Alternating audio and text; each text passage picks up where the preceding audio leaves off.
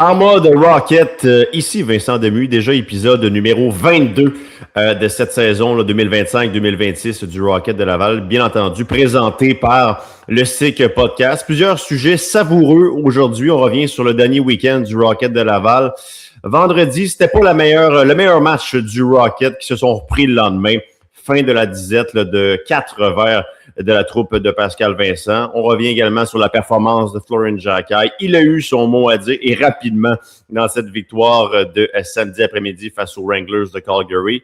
Le petit nouveau Luke Mittelstadt est en train d'impressionner pas mal, pas juste les partisans, mais aussi Pascal Vincent et l'organigramme hockey des Canadiens de Montréal. On va en parler avec Cédric Blondin. Puis, on discute de ce qui se passe ailleurs dans la Ligue américaine. Il y a peut-être un candidat là, qui s'illustre pour peut-être devenir le joueur par excellence de cette saison 2025-2026. On va en jaser avec Cédric Blondin. Bref, bien du contenu. Restez là, ça part pour l'épisode numéro 22. Le SIC Podcast, en mode Rocket.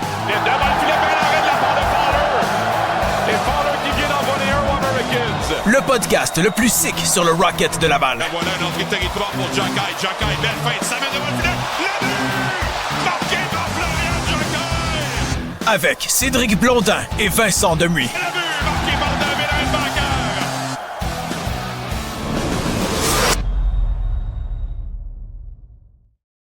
Bien le bonjour, 7 avril déjà 2026, bien entendu. Là, on peut... Je pense qu'on peut l'affirmer. Là, on est plus que dans le dernier droit de la saison. Là. Il reste 4 petits matchs répartis sur 2 semaines pour le Rocket de Laval. C'est la bonne nouvelle d'ici la fin de la saison. Il y aura des entraînements de qualité. Il y aura du temps pour guérir les petits bobos avant les séries éliminatoires. Il y aura du temps également pour peut-être un retour au jeu de Toby Bisson pour se mettre en forme de match pour les séries éliminatoires en fin de semaine face aux Sénateurs de Belleville. On s'attend possiblement à son retour.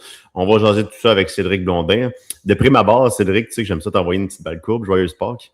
Salut, joyeuse Pâques. Joyeuse Pâques en retard. C'est quelque chose que tu fêtes, Pâques? Un peu avec la famille. J'avais quand même un souper samedi, un brunch dimanche, puis un brunch lundi. Donc, ça fait quand même 3 jours de suite, mais c'est parfait. On aime ça. Ça passe du temps en famille et du temps de qualité. On aime ça. Ouais, mais de mon bord, pour être bien franc, la seule chose que ça a changé, c'est que je me suis donné une permission spéciale de manger du chocolat. Ça a été tout. Ça prend une permission spéciale de manger du chocolat. Mais j'essaie d'être discipliné dans ma vie, Cédric. Là. On voit la différence. Hein? Un petit peu de jogging. Tu sais, rester en santé. Bref, j'aime bouger. Ma saison de décaquer s'en vient. Alors non, là, j'essaie d'être discipliné, de faire attention à moi. Mais là, dans les 2 derniers jours, là, il y a eu quelques petits morceaux de chocolat qui ont été ingérés de ma part. Là. Ouais, tu peux voir la différence dans notre visage. D'après moi, j'en ai mangé plus que toi dans ma vie. Là. dis pas ça, Cédric. Dis pas ça. C'est la réalité pareil. D'après moi, c'est surtout les hot dogs avec la mayonnaise de la Place Belle. Là. Ok, parfait. Donc, on est plus... parce que Cédric, qui met de la mayonnaise dans ses hot dogs, et j'ai la difficulté à apprivoiser cette façon de faire. Ça, avec ketchup relish, c'est bon. Et mayonnaise? Et mayonnaise. Oh, tu regardes, chacun prend ses roteux comme bon lui semble. Fort! Non, mais on commence toujours avec quelque chose de délicat. Tu sais, les gens apprennent à nous connaître. Ceci dit, j'aime les hot dogs, mais je suis très traditionnel. Là. Moi, premièrement, ça prend de la moutarde. Puis tu sais, le all dress. Moi, quand j'arrive commander hot dog, je me fais pas chier. Tu sais, j'ai all dress. Mais all dress n'inclut pas de la mayonnaise, Cédric. Alors, c'est peut-être pour ça que c'est plus loin dans ma tête. Un petit soupçon de mayonnaise, c'est toujours bon. Là, c'est correct, regarde. Tu peux pas qu'avoir des qualités. Je veux dire, il faut bien un défaut. Celui de mettre de la mayonnaise en est peut-être un. Pas si pire. Non, c'est pas si pire. Parlant de pas si pire, samedi, ça a été pas si pire pour le Rocket de Laval face aux Wranglers de Calgary, mais vendredi, boy. La deuxième période. Quelle catastrophe. Mais c'est le bon terme. Non, mais on le disait, puis on parlait à la descriptrice des matchs des Wranglers, j'oublie son nom, corrige-moi si ça te vient à l'esprit. C'est pas grave, qui est venu nous voir là, samedi. Sandra. Sandra qui fait un très, très bon travail. Je l'écoutais quand le Rocket était là du côté de Calgary. Puis elle est une excellente descriptrice. Là, puis rares sont les femmes dans le milieu. Puis j'ai tendance à dire qu'il n'y en a pas assez. Mais elle fait très, très bien son travail pour décrire les matchs des Wranglers de Calgary. Elle y met beaucoup d'énergie, beaucoup de passion. Puis son contenu est toujours intéressant. Bref, elle est venue nous voir samedi. Puis en nous demandant qu'est-ce qui s'est passé. Puis j'ai dit, c'est la pire période que l'équipe a joué cette année, la deuxième période du Rocket de Laval dans le match de vendredi. Même que Cédric, on a entendu des huées. C'est pas arrivé souvent dans les 2 dernières années depuis que Pascal Vincent est là. Je pense que les gens à la Place Belle se sont un peu impatientés.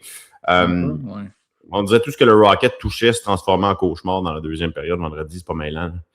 Ben, c'est surtout aussi lorsque les arrêts étaient faits par soit Kakkonen ou Shepard. En fait, c'est plus quand Shepard est rentré dans le match là, qu'on a eu des applaudissements un peu dérisoires. Dérisoires, c'est le bon terme.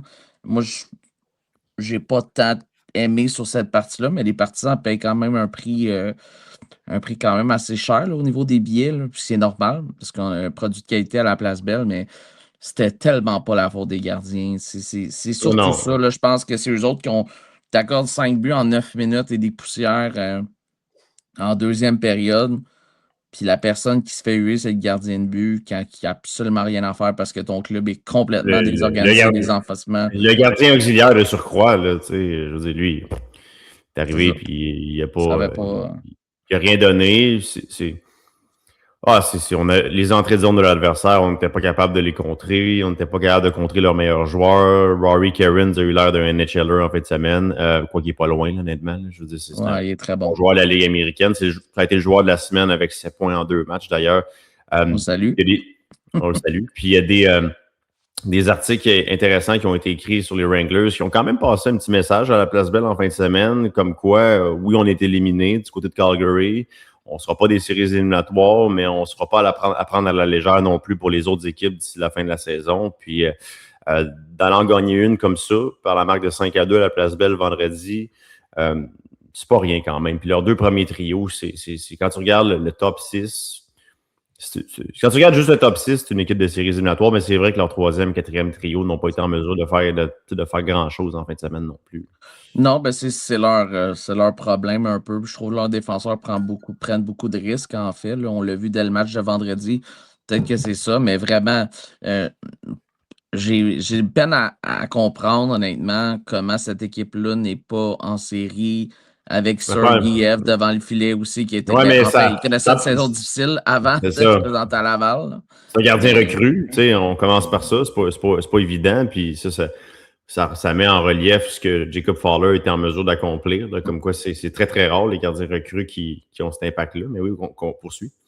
Non, mais c'est une équipe qui est bien meilleure que leur fiche, bien évidemment. Là. On l'avait vu au mois de janvier, lorsque les 2 équipes s'étaient affrontées. De mémoire, les Wranglers étaient en position de série à ce moment-là, avant que pas loin, je pense qu'ils avaient noté 6 victoires leurs 25 derniers matchs, ou quelque chose comme ça, depuis le début de l'année 2026. Ils n'avaient pas gagné sur la route depuis le mois de février. Donc, c'est... La perte de Gridin puis Parex, ça leur a fait excessivement mal à leur profondeur. Tu l'as vu, le fait que les Flames soient vendeurs aussi dans la Ligue nationale, ça a eu tout un impact sur leur club de la Ligue américaine. Qu'on le veuille ou non, bon, il y a eu, comme toutes les équipes, il y a eu des blessures également. Mais Seth, je veux qu'on revienne quand même sur ce match de vendredi. On en parlait, bon, la foule un peu hué l'équipe. Je pense que ça n'a pas été si flagrant que ça, mais en même temps, il y a eu de l'impatience dans les gradins. Puis Pascal Vincent est revenu là-dessus après la victoire de samedi. Puis c'est intéressant ce qu'il a dit. Là, je vous propose qu'on aille l'entendre. Ce qu'on n'accepte pas, c'est un effort comme hier. Puis ça, c'est pas arrivé souvent en 2 ans. Puis on a parlé, puis c'était probablement la chose la plus importante que j'ai dit aux joueurs aujourd'hui. J'ai dit, nos partisans là, sont bons, mais si on se pogne de beigne, on va le savoir vite. Puis ça devrait être de même. Voilà. Je pense que ça a été ça a été le plaidoyer de Pascal Vincent là, pour que son équipe revienne un petit peu plus à l'identité, joue un petit peu plus physique. Prenne plus soin de la rondelle aussi. Là, je pense dans le match de vendredi, ça a été une grosse partie du problème. On dirait quand le train a commencé à dérailler. On n'a pas su s'ajuster. Pascal Vincent le disait, il manque 2000 matchs d'expérience là, avec Belzile, Dauphin qui n'est pas là. Au niveau de ce qu'on peut faire offensivement, ça a un impact, certes, mais c'est surtout sur garder son calme. Il n'y avait pas un Vincent Sonneau aussi. Garder son calme, puis faire en sorte que le train ne déraille pas plus. Ça a été peut-être ça qui n'a pas aidé dans le match de vendredi. Pascal Vincent l'a dit, il dit « J'aurais pu appeler un temps d'arrêt. » C'est vrai, on n'en a pas parlé dans le reportage du match non plus, sur ce fameux temps d'arrêt qui aurait pu être appelé. Puis Pascal Vincent va commencer un petit peu plus à coacher en mode série, puis pas laisser le développement de côté, mais je pense qu'il l'a dit, là, à partir du match de samedi, là, on va commencer à coacher un petit peu plus pour gagner, puis moins à évaluer, quoique le développement va demeurer important. Ben, c'était quand même important de voir comment que le groupe allait réagir là, aussi, là, parce que c'est l'option facile d'appeler un temps d'arrêt. Mais en même temps, je Mais en pense qu'on a eu série, la là, réponse c'est assez ça. vite. Ben oui, 100%. Là. Puis probablement en série, ça aurait fait longtemps qu'il aurait fait un changement de gardien, même si je reviens sur le fait que c'est pas de la faute. À un moment donné, tu as besoin d'un électrochoc et l'électrochoc n'est pas venu dans cette séquence de 9 minutes-là, que ce soit par temps d'arrêt ou par changement ou quoi que ce soit. On sait que Florian Jacquet a tenté de le faire après le 3e but de mémoire, là, qu'il a lancé l'invitation à Houghton Bright, qui a sagement refusé l'invitation. Il s'est mené quelques instants après à 2 buts rapides là, pour faire 5-1. Mais c'est, tu sais, des fois, là, on dit, puis mon but n'est pas de blâmer qui que ce soit dans tout ça, mais des fois, on dit que la foule à la Place Belle a un impact positif. Mais je me demande si la foule a un impact négatif dans le match de vendredi. Puis je t'explique pourquoi. Oui, peut-être.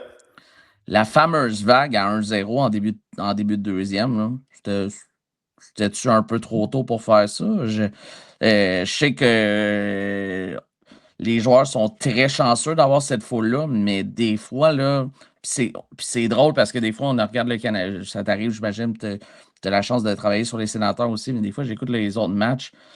Des fois, je trouve qu'on y va avec les olé un peu tôt, mais c'est correct. C'est ce qui fait que Montréal. Mais c'est un facteur spécial. externe. Oui, c'est un facteur externe. Mais est-ce que ça a été un niveau de motivation pour les Wranglers? La question peut certainement se poser parce que si je me rappelle très bien, c'était 1-0 à ce moment-là. Et après ça, la chaîne a tout simplement déraillé. Mais c'est vrai, c'est la seule chose. Oui, je comprends ce que tu veux dire. Puis, mais en même temps, même à 1-0, il y a des petites choses en zone neutre. Au niveau de la rondelle, on était un petit peu slow quand même. Pascal Vincent l'a dit, on menait 1-0. On jouait correctement, mais pas nécessairement comme il voulait que le Rocket joue vendredi.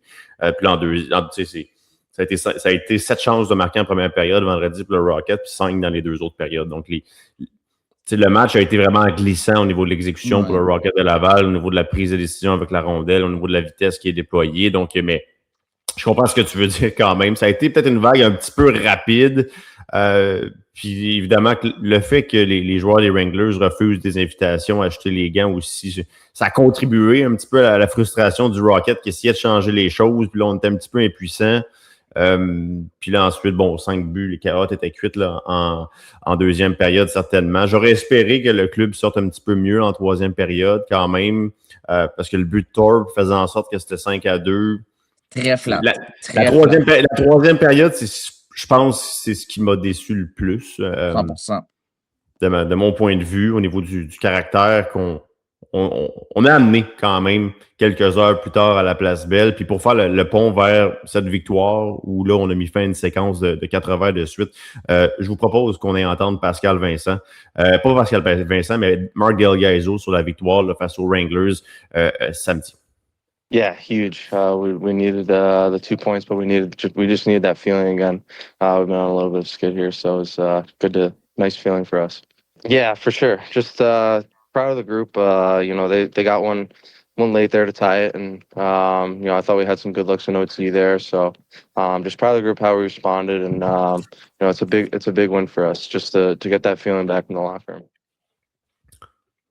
Ouais, on parlait beaucoup de retrouver le sentiment de la victoire, aussi retrouver ce que ça prend pour aller chercher des victoires dans cette ligue-là. On a un petit peu perdu de vue ça chez le Rocket de Laval, qui ont eu petits problèmes offensifs aussi.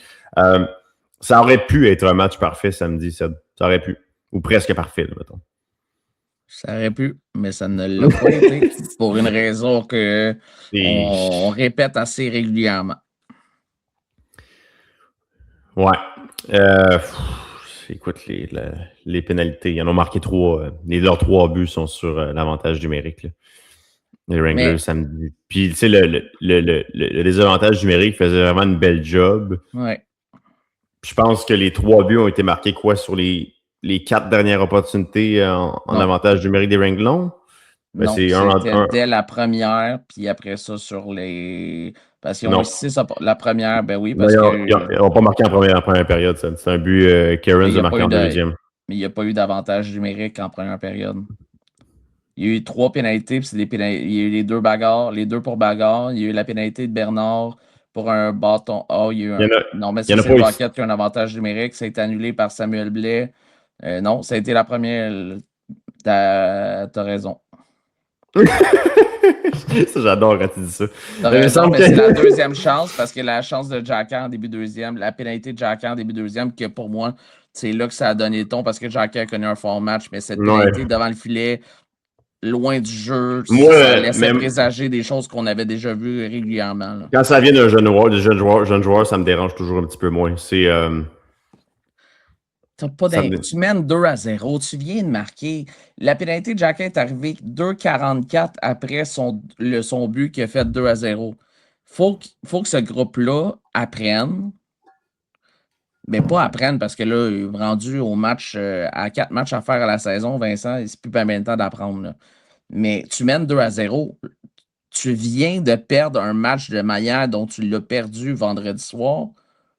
Tu ne vas pas prendre une pénalité pour double échec loin du jeu comme ça. C'est pas la pénalité, moi, qui me dérange le plus. Ben non, on est d'accord, mais ça part de là. Après ça, t'en prends un autre pour double échec de Samuel Blais, ça mène au but inscrit par Rory Cairns en avantage numérique sur un 5 contre 3, en fait. Là. La pénalité de Blais et de Trudeau qui a mené à ce 5 contre 3, c'est le Trudeau en zone neutre là, qui était tombé puis a fait tomber le joueur des Wranglers. Mais on sait particulièrement celle qu'on a moins aimée, c'est celle de coup de bâton en fin de troisième période. On va en parler. C'est ça, puis on va parler de Jacquet après. On va interchanger nos sujets numéro 2 et 3 parce que là, on est là, dans la conversation.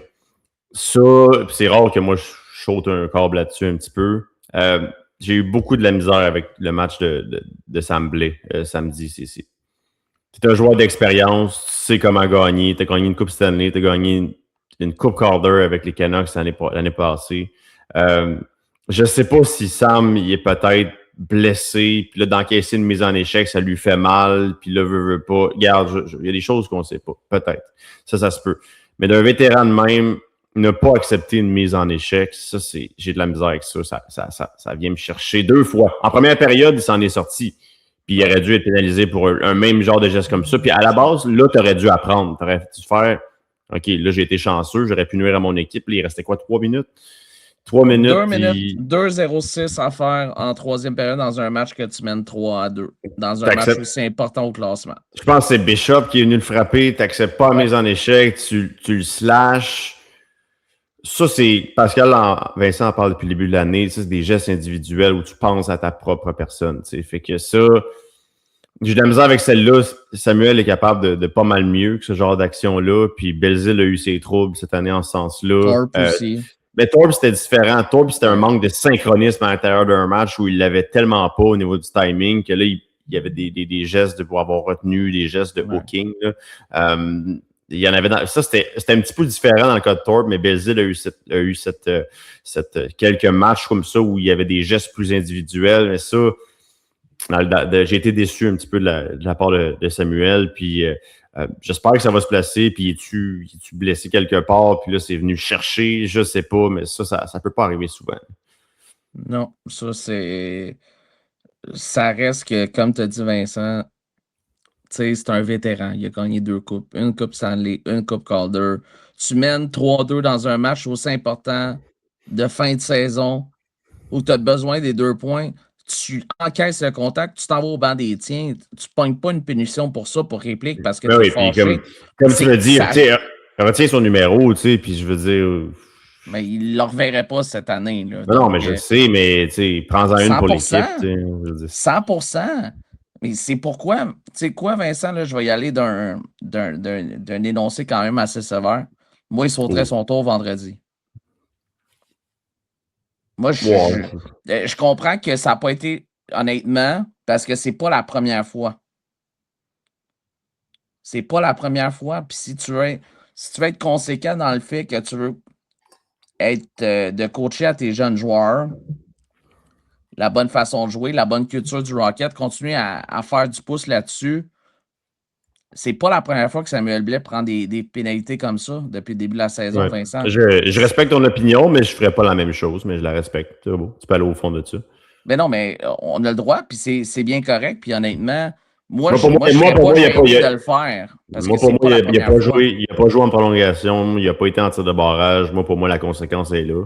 C'est 7 minutes de punition, Vincent. Une bonne conversation. Oui, je ne dis pas que c'est acceptable. Je te dis juste que moi, je fonctionnerais différemment. C'est tout. Si ça arrive en première période puis je ne joue pas le reste du temps, fine, c'est quasiment un match. Mais en fin de troisième de même, c'est parce qu'au-delà du fait que, oui, il y a eu sa punition, mais c'est pas la même chose qu'une pénalité en deuxième période, là.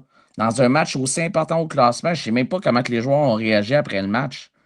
C'est sûr et certain que les joueurs, à un moment donné, ça, c'est le genre de choses. J'ai vraiment c'est le genre de choses qui peut aussi se régler dans le vestiaire. C'est le genre de choses où les gars sont capables de se parler.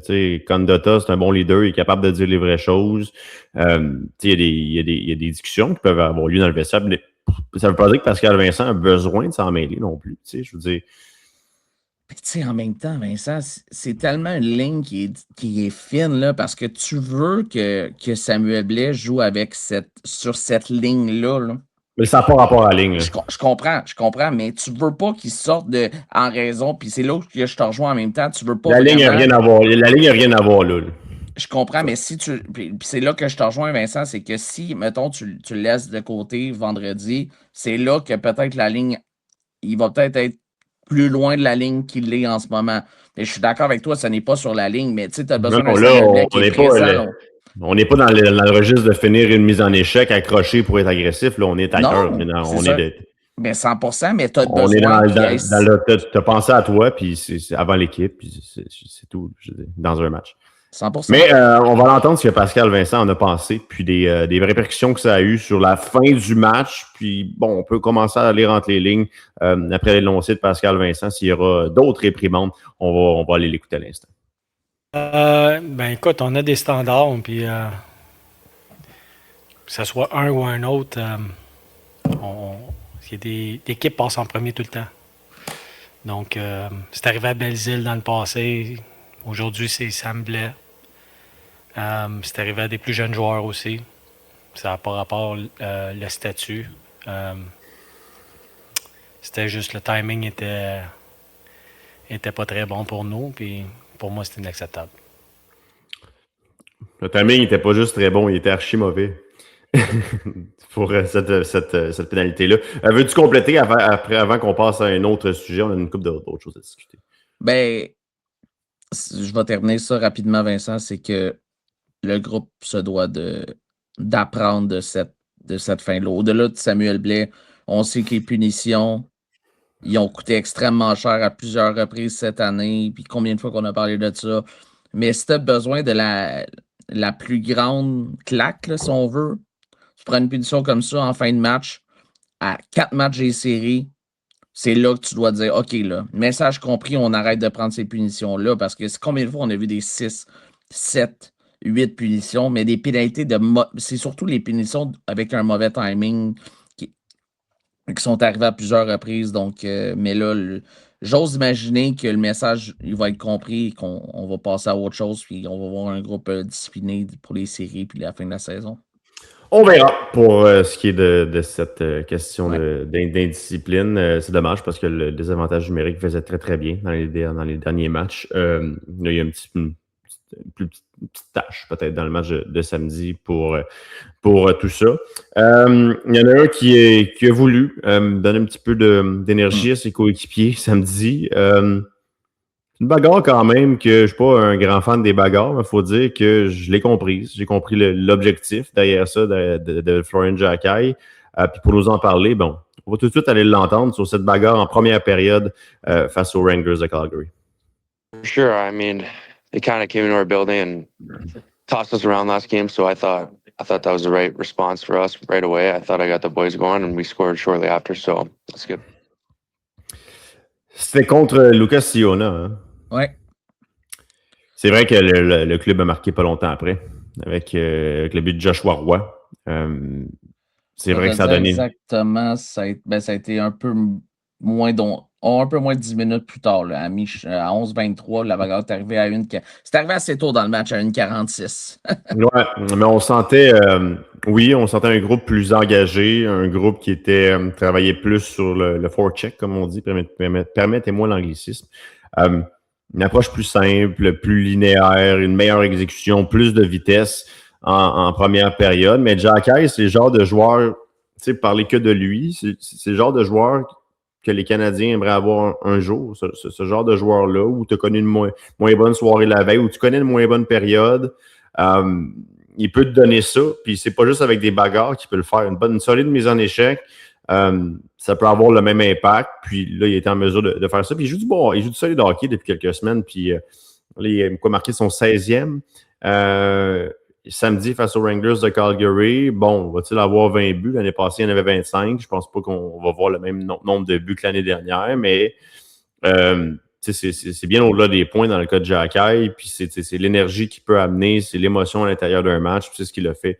Puis ça a réveillé la foule aussi, soyons francs, ce combat-là aussi a amené la foule dans la game, comme on dit, face aux Wranglers. Oui, ben c'est sûr que oui. Il ne faut pas oublier aussi que Jacquet a joué avec le Canadien, donc il n'aura pas joué le même match que l'an dernier aussi pour son total de buts. Là. Mais au-delà, puis c'est là que je te rejoins encore une fois, Vincent, c'est que Jacquet, non, ne marquera pas 24 buts cette année, à moins d'un changement drastique dans les 4 derniers matchs. Il marquera jamais 25 dans la Ligue nationale, à mon avis. Ça, c'est mon avis. Mais je comprends, mais c'est l'impact qu'il y a dans les matchs depuis 2 mois. Quelque chose comme ça. Mise au jeu, c'est vraiment beaucoup amélioré. Vraiment beaucoup. L'année passée, c'était compliqué. Puis là, il est vraiment à un autre niveau. Là.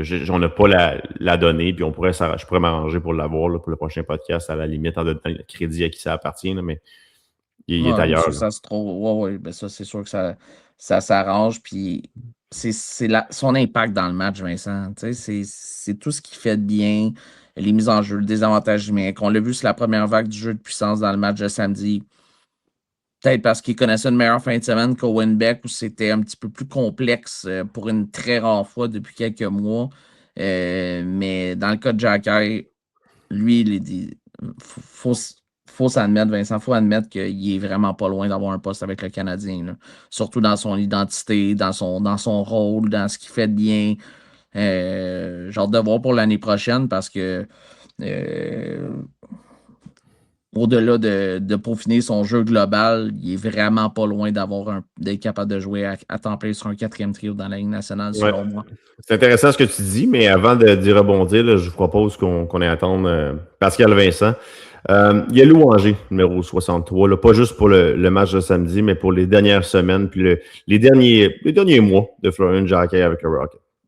Ça, c'est le Florian que je connais.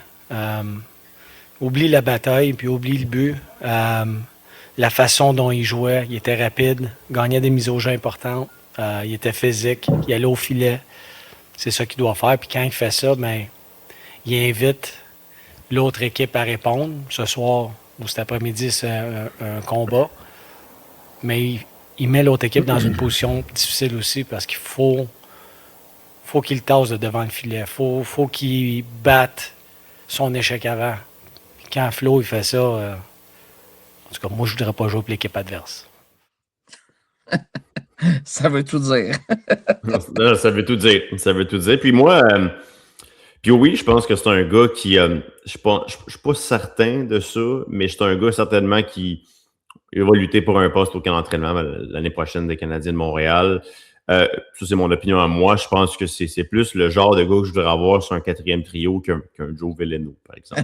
C'est là c'est exactement ce que je m'en allais, Vincent. Puis mais il est encore excessivement jeune, par contre. Alors, on n'est pas rushé non plus. Mais je comprends, puis il va, puis il est pas. C'est correct. À 21 ans, un attaquant, on a vu ça souvent là, dans la Ligue nationale. C'est pas comme si c'était une denrée rare. Des gars de 21, malgré qu'ils sont un 4e trio, c'est un peu plus rare. Mais en même temps, il fait ce qu'on lui demande. Là. On voulait que la mise en jeu, c'était beaucoup ce qui l'éloignait de la Ligue nationale. Là, il est là. T'sais, sans être l'expert par excellence, tu voulais un gars qui se tienne à 55%. Je pense qu'on l'a, ce gars-là. Présentement, à 55-58%. C'est ce que tu vas avoir sur ton 4e trio. Puis Pascal Vincent le met dans des situations défensives où il peut se développer. Puis c'est exactement ce qu'il est en train de faire. Puis là, je veux faire du chemin sur autre chose.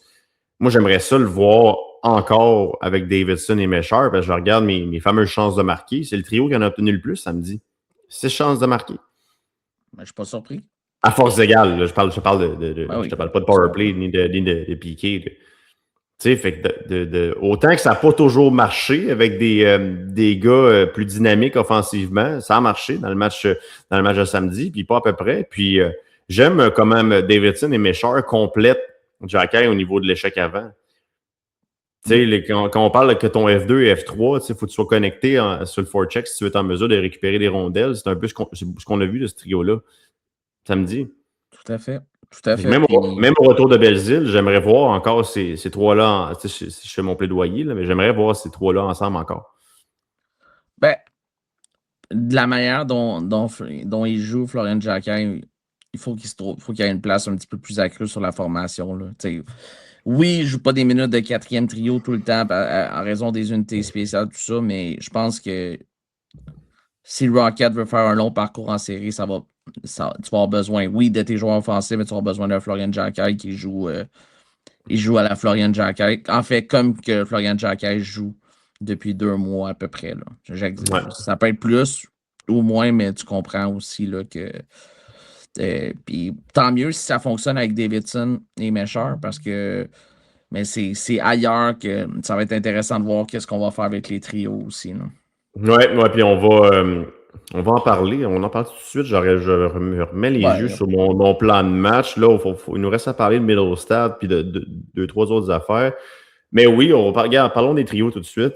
Parce que là, Belzile était à l'entraînement hier. Bonne nouvelle. C'est l'indicateur qui devrait revenir au jeu. En même temps, ce week-end-là de repos en prévision de la naissance de son enfant lui a peut-être permis de recharger les batteries mentalement et physiquement. Ça, c'est une extrêmement bonne nouvelle.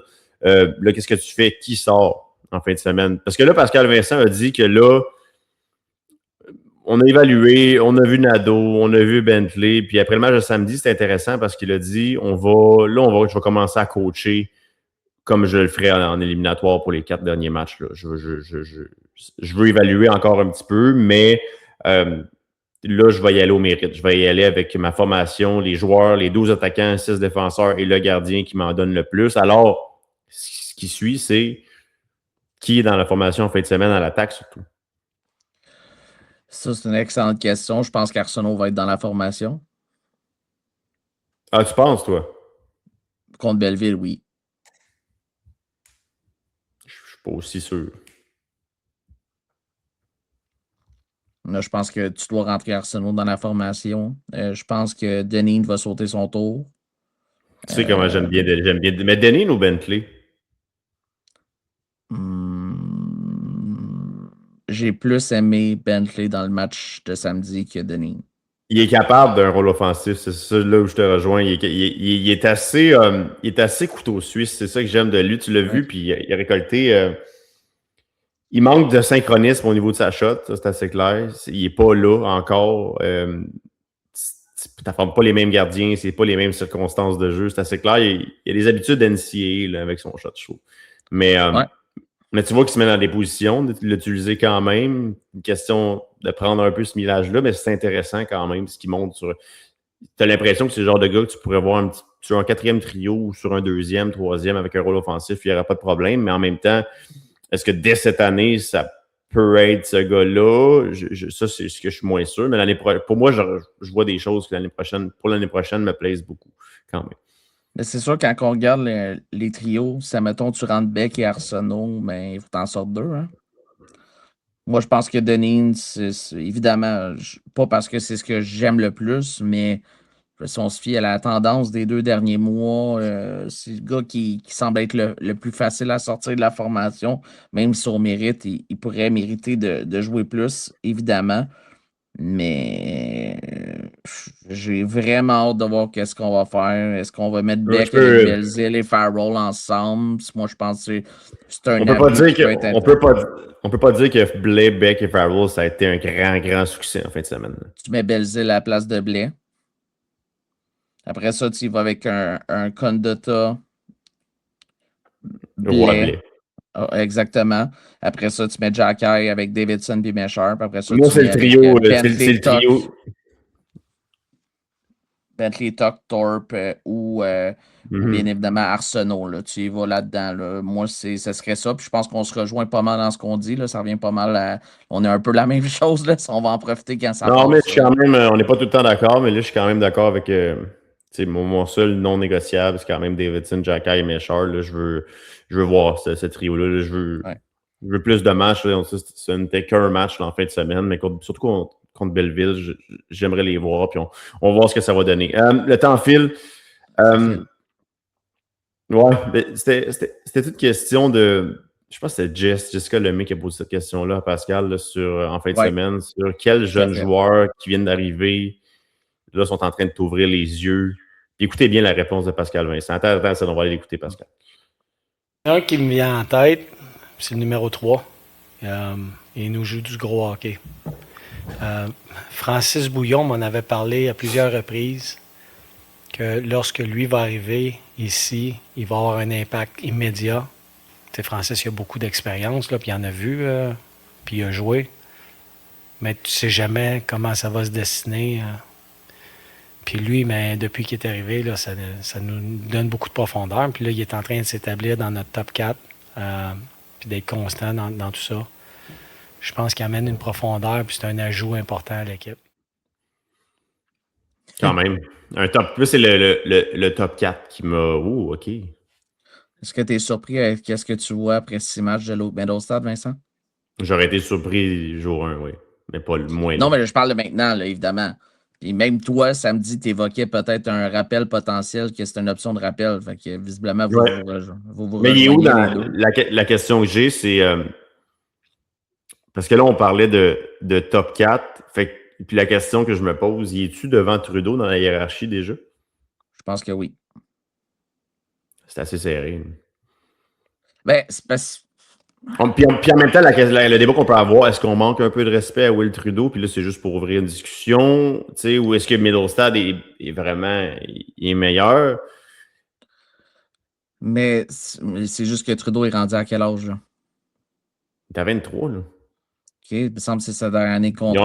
Ils ont le même âge, oui, il faut qu'il négocie son contrat, mais ils ont le même âge. Ouais. Mais c'est juste que William Trudeau a 257 matchs d'expérience, puis ça, on va en parler aussi aujourd'hui. Non, il faut qu'on en parle. C'est juste, ils ont le même âge, c'est juste qu'au niveau de l'expérience, on est ailleurs, puis c'est peut-être pour ça que Middlestad est peut-être devant lui dans la hiérarchie, parce que si ça donne ça, après 5 matchs dans la Ligue américaine, imaginez quand il va en avoir 100. Oui, c'est sûr. Puis tu as raison de poser la question, est-ce que c'est un petit manque de respect à William Trudeau? Parce que... J'adore William Trudeau. Moi aussi, 100%. Puis je pense que ça montre encore plus comment on est impressionné par Middlestad personnellement. Je pense que c'est surtout Middlestad qui sort du lot. Son patin, il a meilleur patin que William Trudeau, je pense. Mais j'ai hâte de voir comment les décisions qui vont être prises par Pascal Vincent. Est-ce que moi, j'ai hâte de voir les décisions qui vont être prises par Kent Hughes. Parce que là, tu as les mains complètement pleines à l'arrière. Là. Mais en même temps, Vincent, moi, je pense que c'est peut-être qu'on n'a peut-être pas posé la bonne question, en fait. Là. Parce que là, il y a évidemment gaucher-droitier qui est toujours la question à se poser, mais... Et c'est important. J'ai un toc là-dessus, c'est important. Mais Trudeau est Non, mais c'était général, mais vas-y. Non, mais c'est juste que moi, je serais plus porté avec la fin de ça. Puis en début d'année, je te disais souvent, des fois, on se regardait par rapport à Clermont, puis qu'on se grattait la tête, là, surtout en première moitié de saison. C'est bien adapté en deuxième moitié de saison, mais je pense que oui, tu as besoin de l'expérience d'un Didier, tu as besoin de l'expérience d'un Jacobs, tu as besoin de l'expérience d'un Clermont.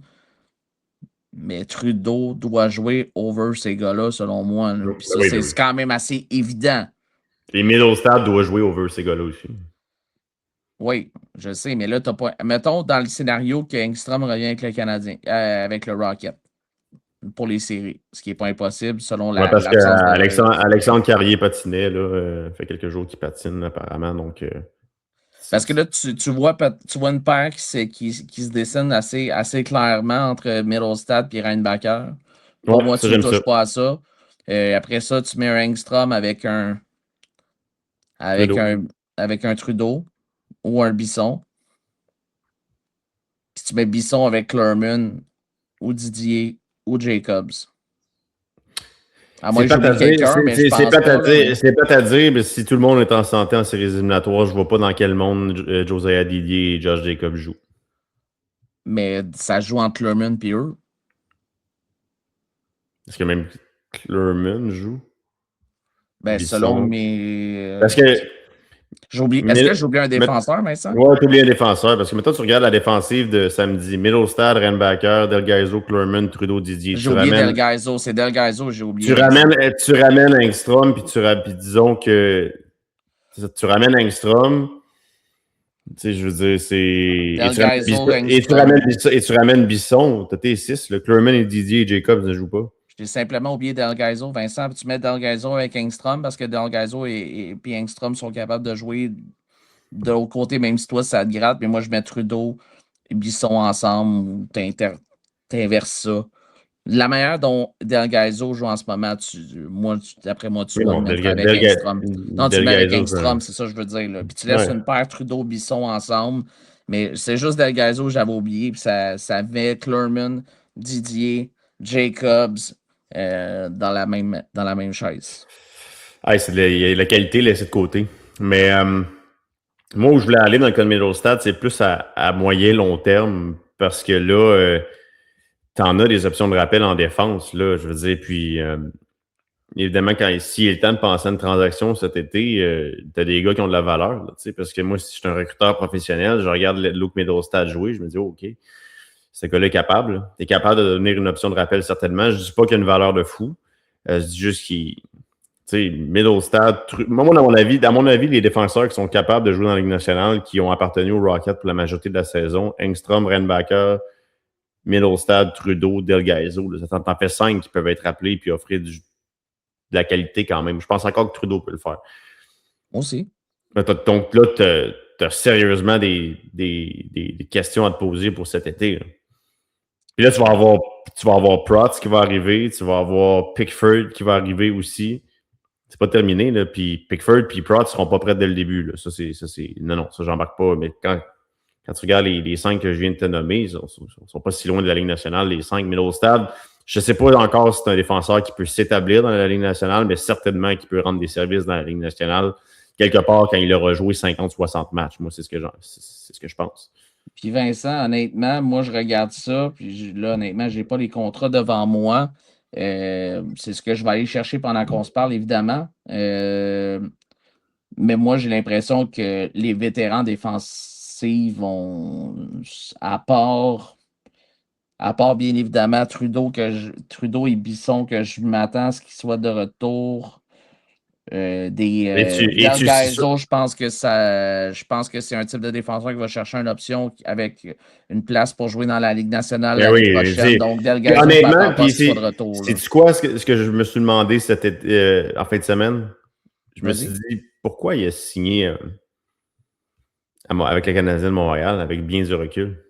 C'est une très bonne question, Vincent. C'est une très bonne question. Évidemment, le marché est attrayant. Jouer à Laval, c'est attrayant. Je pense qu'il y a un très, très bon salaire sur son contrat Delgaizo, mais Lui, si je suis son agent, je lui dis, t'es une option de rappel certainement quelque part où il y a un petit peu moins de profondeur. Alors évidemment que je recherche une autre situation cet été si je suis l'agent de Mark Del Gaizo. Dans le cas de Bisson, sera-t-il de retour? Il y a la question des vétérans aussi. Tu vas avoir droit à 6 l'année prochaine. 6 qui ont joué 260 matchs ou plus. Dauphin. Est-ce qu'on fait l'exercice là ou on fait pas Moi, l'exercice? je l'ai déjà fait. Là. Si tu re-signes Belzile et Blais, ce qui pourrait être une bonne idée, tu es à 4 avec Condotta qui le deviendra. Condotta deviendra un vétéran de 260 matchs et plus et il est sous contrat. Donc, tu n'as pas le choix. Trudeau pourrait être le 5e, à moins qu'il soit laissé de côté une game d'ici la fin de la saison. Ah, là, tu t'en vas là. Moi, je pense qu'il va être laissé de côté une game d'ici la fin de la saison. Vendredi, je vais être vendredi matin, je vais m'arranger pour aller à la pratique matinale et ça fait plusieurs fois que je te dis. Puis on va en profiter, Vincent, parce que c'est un de nos auditeurs réguliers qui nous a fait la mention de ça. Et si tu me permets, c'est quand même le fun de donner crédit à la personne qui nous a fait le message.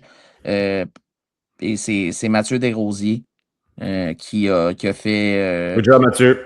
Parce que honnêtement, c'est important de le dire. Puis il y a quand même des bons points. Puis ce point-là en était un excellent. Donc, à voir ce qui va arriver. Puis vendredi, c'est sûr que je me note de poser la question. Oui, mais ça peut être intéressant pour William aussi. Tu sais, je veux dire, dans le sens. Oui. Pour ton prochain contrat, tu sais, pour tout ça. Tu sais, en fait, pour William, ça change plus ou moins quelque chose. Mais pour le Canadien de Montréal, ça change tout. Tu sais, tu vas pouvoir amener peut-être faire une signature de plus qui rend ton équipe meilleure la saison prochaine. Puis ça, William peut en bénéficier aussi d'avoir ça, vétéran de plus, de disponible. Ça pourrait ouvrir le fait de ne pas faire jouer Trudeau tous les matchs, qu'il en joue seulement 3 sur 4 d'ici la fin de la saison, ça peut avoir une incidence si on signe Toby Bisson ou pas. Moi, je pense que tu dois signer Bisson. Ben là, tu te dois, je veux dire. Tant que ça? Moi, je pense que oui. Tant que ça? Moi, je pense que oui. Mais moi, je pense que ça dépend si Trudeau joue sa game ou pas. Mais tu as peut-être un besoin ailleurs à combler. Peut-être que tu vas vouloir un petit peu plus aller chercher ton droitier. On ne le sait pas. Ce qui est intéressant avec un gars comme Clermont, par exemple, je faisais l'exercice, il n'est pas encore un vétéran la saison prochaine. Donc là, ça joue en sa faveur à lui. Mais à droite, Vincent, tu as Pickford, tu as Reinbacher, dans ceux que je vois, là, évidemment. Là. Didier Jacobs, je ne m'attends pas à les revoir la saison prochaine. Del Gaizo non plus. Bisson peut-être. C'est gaucher, Middlestat est gaucher, Trudeau est gaucher. Il y a beaucoup de gauchers. Là. Pas impossible qu'Engstrom commence la saison à Laval encore. Et boy, je ne penserais pas, moi. C'est pas impossible. Pas impossible, mais je ne penserais pas. Ça dépend de ce que fait Kent Hughes au cours de l'été. Parce qu'il y a quand même Jack Eye qui est agent libre avec restriction à la fin de l'année. Tu as Dobson, Goulet, Matheson, Carrier, Struble, Hudson, Engstrom en ce moment avec le Canadien. Tu en as eu 7 sous contrat. Parce que là, si on fait l'exercice, tu aurais 2 postes ouverts. Un seul si Trudeau joue tous les matchs d'ici la fin de la saison. Tu sais, un seul poste pour t'améliorer en une position clé quand là il va y avoir Vincent Rohrer l'année prochaine. Donc là, comment ça va se dessiner? D'ailleurs, Vincent Rohrer, les gens se posent peut-être des questions. Il est en demi-finale avec Zurich présentement. Donc, on pourrait le voir quelque part. Les séries qui devraient se terminer là, du côté de la Suisse, là, quelque part fin avril, début mai. Alors, on va suivre le parcours de Vincent Rohrer, mais lui, certainement, va pouvoir s'amener avec le Rocket une fois que ça va être terminé. Mais c'est intéressant. Cédric, il faut déjà enchaîner le prochain sujet. Ben mais oui, vas-y. On va surveiller ça si William Trudeau, là, parce que s'il joue juste 3 matchs sur 4 d'ici la fin de la saison, il n'a pas le statut de vétéran d'ici la fin de la saison parce qu'il aura joué 260 matchs de saison régulière. Puis c'est à partir de 261 que tu fais partie de ce règlement de développement vétéran de la Ligue américaine. Alors, c'est une subtilité de la Ligue avec laquelle je suis quand même familier et d'accord, surtout. Du fait d'avoir des jeunes joueurs, c'est une ligue de développement. Évidemment que dès que tu as joué plus de matchs, ça te pénalise un peu au niveau de des opportunités de pouvoir obtenir des postes de qualité dans la Ligue américaine, mais ainsi va le règlement, puis ça nous permet de voir quand même beaucoup de jeunes dans cette ligue-là. Rapidement, je vais aller à l'autre sujet, Cédric. Je regardais ce qui se passait à travers la Ligue américaine. La première chose qu'il faut discuter, on l'a vu un petit peu à la place belge, je l'ai vu un petit peu avec Hershey, Elia Protas qui obtient son premier appel avec Washington à 19 ans seulement. Puis quand ils sont venus à la place belle, les Bears, il y avait Protas puis il y avait tout le reste. Là. Je veux dire, va-t-il être meilleur? C'est un monstre, là. Ouais, va-t-il être meilleur que son frère Ali Axey? Je sais pas, mais déjà là, c'est un choix de troisième ronde qui semble réussi de la part des Capitals. Puis j'ai hâte de voir dans la Ligue nationale ce que ça va donner. Il a juste 19 ans, mais il est plus que le point par match cette année à Hershey. Puis il est vraiment dominant. C'est un gars qui est tellement intelligent puis gros physiquement. Puis un bon patin pour son 16 quand même. C'est un rappel qui est mérité. Puis pour moi, oui, il y a Andrew Crystal du côté de Hershey, mais pour moi, Protas, il petite coche au-dessus. Mais c'est là que tu vois la différence de gabarit, hein? Ça l'aide de. Le coup de patin, Crystal, c'est pas sa force, le coup de patin. Tu l'as tout de suite vu, puis déjà là, c'est l'intelligence au jeu surtout. Ouais, mais c'est mérité pour Protas, honnêtement. Je suis content. Puis moi, il a connu une excellente saison l'an dernier là, dans la Ligue canadienne de hockey, bien évidemment, pour lui permettre ensuite d'avoir cette chance de jouer dans la Ligue américaine à 19 ans, parce que c'est un Européen, évidemment. Mais j'ai hâte de voir comment on va l'utiliser du côté des Caps. Ça va être intéressant si on le jumelle peut-être avec son frère. Parce que je pense que c'est un joueur qui doit jouer sur un rôle un petit peu plus offensif quand même, évidemment. Il est capable en masse de jouer sur un rôle offensif. Dans les autres nouvelles, Rémi Poirier qui a été nommé le gardien du mois de mars, un Québécois qui va excessivement bien. 7 victoires en 9 matchs au mois de mars. Et il y en a de moins en moins des Québécois gardiens de but qui ont du succès. Puis Rémi en a énormément du côté de la formation du Texas. Alors, tant mieux pour lui. Un pourcentage d'arrêt de 934 au mois de mars, Cédric, pour Rémi Poirier, qui c'est sa première saison officielle en tant que gardien de but numéro 1 dans la Ligue américaine. Tenu un rappel, peut-être même 2 avec les Stars de Dallas là, pour venir aider, pour venir servir d'auxiliaire. Alors, je suis excessivement content pour Rémi. Puis, la chose que je voulais parler en terminant, il va falloir envoyer nos votes pour... on est sollicité pour les honneurs individuels de la Ligue américaine. Je suis content qu'on fasse appel à nous, là, certainement. Puis là, on va divulguer une partie de ce qu'on aura à faire comme devoir. Mais Jacob Pelletier, a-t-il une longueur d'avance pour être le fameux joueur par excellence de la saison 2025-2026, à ton avis? Oui. Je pense que oui. Là. Surtout comment il joue sur 200 pieds, je trouve... Mais ce qu'il fait avec le crunch aussi, là, évidemment. Quelle saison. Il est en voie de remporter le championnat des pointeurs. Là. C'est évident que c'est le choix facile. Là. On ne sort pas de la boîte en mettant Pelletier sur notre formulaire. Mais dans quel sais, puis pour moi, le succès du crunch, Joël Bouchard y est pour beaucoup, mais Jacob Pelletier, puis de la manière que ce gars-là, il n'a pas boudé le fait de ne pas être dans la Ligue nationale. Il y a eu ses matchs, puis il n'a pas pris la Ligue américaine à la légère. Puis c'est ses replis défensifs, son implication défensive, a récolté des points. Je pense que c'est 75 points au moment où on se parle. Puis c'est pas facile d'aller chercher tout près de 80 points dans la Ligue américaine. Puis c'est à force égale, en avantage numérique. Puis c'est un gars qui n'a pas peur également du jeu plus rugueux, du jeu physique. Quelle saison il connaît Jacob. Puis il se donne toutes les chances là, d'être dans la Ligue nationale, certainement. On va voir ce que le futur lui réserve, mais moi, ce serait mon choix présentement pour le joueur par excellence. Puis je pense pas que c'est proche. Là. Non, il faudrait que je pousse un petit peu plus ma réflexion, mais à première vue, c'est ça. Puis peut-être un petit, juste parce qu'on a parlé il y a quelques instants, j'étais allé voir sur le fameux site de Daily Face-Off les deux frères Protas ensemble avec Tom Wilson. Et boy. Wow! Donc, deux gros bonhommes avec un joueur qui est très lourd en Tom Wilson sur un deuxième trio du côté de Washington. Donc, puis le Washington, c'est un peu long shot pour les séries, mais c'est pas impossible. Ils sont encore dans la course présentement. Donc, on va voir s'il y a Protas déjà là, vous pourrez connaître du succès. Cole Hudson, ça va très, très bien du côté de Washington. Bref, on ferme la parenthèse, puis... va être déjà le temps de se quitter, Cédric.